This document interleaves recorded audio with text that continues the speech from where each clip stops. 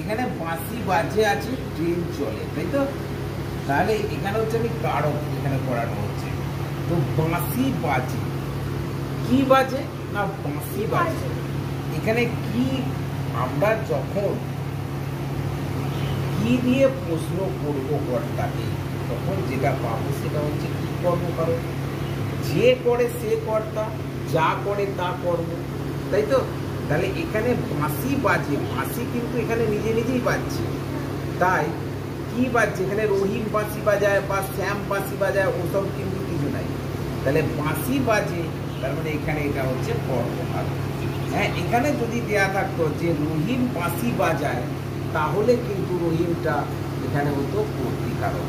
এখানে বলছে ট্রেন চলে, ট্রেন নিজে নিজেই চলে, ট্রেন কে চালাচ্ছে সেসব কিন্তু কিছু বলেনি। তাই ট্রেন চলে, এখানে কি চলে, ট্রেন চলে, তাই এটা হচ্ছে কর্মকারক।